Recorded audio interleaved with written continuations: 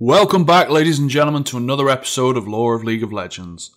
For the next couple of episodes, we're going to be travelling back to Noxus to cover champions that are willing to do anything for their homeland, even in death. And we're going to be starting off with Urgot, the Headsman's Pride. Enjoy.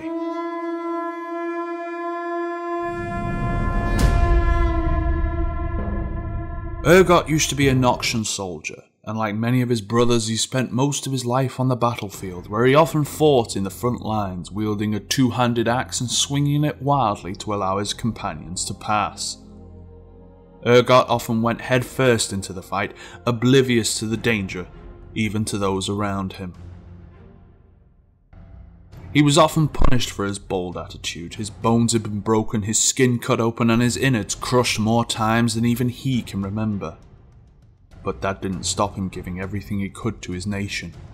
His dedication didn't go unnoticed, however, and the High Command always rewarded those who proved to be a good example of what Noxian soldiers and citizens should aspire towards.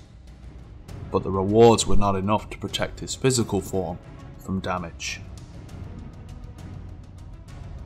Urgot was one of the soldiers delegated to formation under the undead commander Sion, which was sent to assault a Demacian outpost under the cover of night. However, a thunderstorm raged that evening, making them visible to the outpost and allowing the Demacians to set up their defences.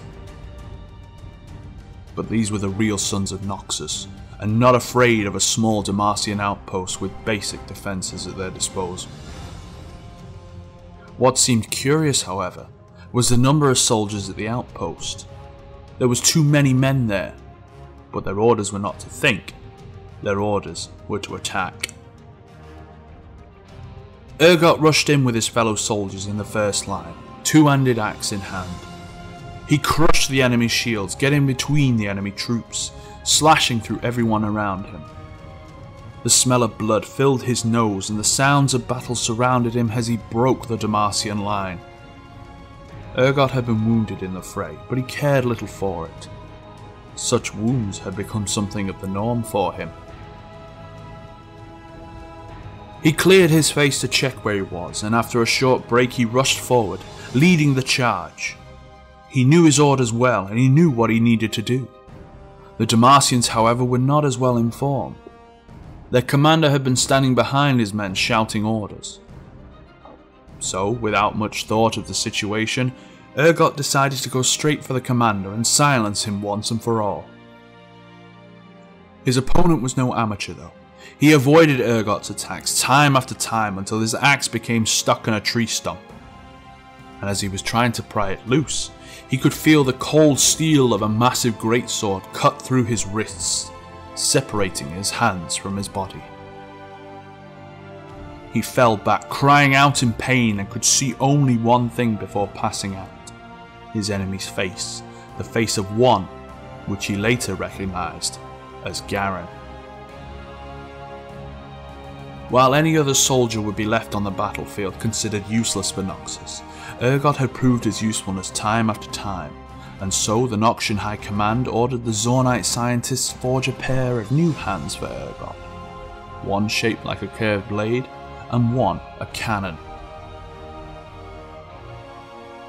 Losing his hands did not render the man helpless, for he'd now been turned into a walking weapon. Every physician, however, had said that Urgot's body was too battered to survive any more injuries. In order to ensure that Noxus wouldn't lose such a great warrior, Urgot was named a High Executioner of Noxus. He'd been given his own squad with the task of killing those that needed to be dead, which was something that was to the warrior's liking. He'd been travelling from one battlefield to another, providing his services where needed, where the fates would smile upon him once more. He stumbled across a small Demacian patrol led by a very important general. At least that's what he could tell from his appearance. His orders were simple: murder the guards and capture the general. He didn't know that the man he captured was Prince Jarvan IV himself.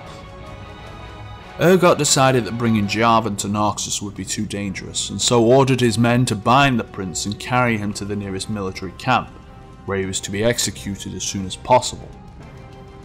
That same evening, Urgot had been standing over the bound Prince of Demacia, listening as the soldiers chanted his name and cheered for his achievement.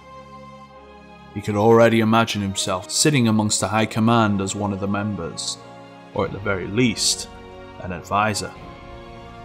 He rose his arm to deal the final blow, when his dream suddenly came to a shattering end. A rain of arrows covered the camp as the dauntless vanguard, one of Demacia's most elite squads, invaded the execution. The surprise attack quickly turned into a raging battle, but Urgot hardly noticed it at all. All of his focus was set on the armoured youth charging at him with his great sword in hand. He knew his face, he'd seen it before. In blind desperation, he started firing at Garen in an attempt to stop him, but it was no use. No matter what he tried to do, Garen didn't stop for a second, and approaching the executioner as fast as he could, he leapt into the air with his great sword held above his head and lowered it upon Urgot, literally cutting him in half. As it was previously, however, Urgot's body was then recovered, and despite his failure, the High Command still seemed to favour him to some degree. They sent his remains to Zorn to revive the man once again, no matter what the cost. But just as the physicians said previously, his body couldn't take it anymore. But where many had given up, others had tried to step up. Professor Stanwyck Pedidley, one of the prevailing scholars of Zorn, had found a solution. In his laboratory, he crafted a new body using parts from machines, humans, and animals alike. He created a form that didn't remind anyone of anything human, and so Urgot became more of a machine than man, with 4 segmented legs, scarred patchwork skin, and a technological engine that kept him going. The only thing that reminded anyone of the old Urgot were his arms still equipped with a curved blade and a cannon. His new form can barely be considered handsome, but Urgot cares not. He now serves in the League of Legends as a champion to find Garen and take his vengeance upon him for both of the times when Garen had nearly killed him.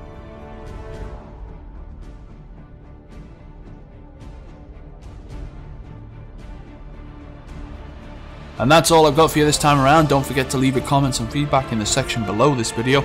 Don't forget, if there's any champion you may have missed so far, to click the annotation at the top of the video to take you to the playlist. Thanks for watching everyone, and as always, I'll see you next time.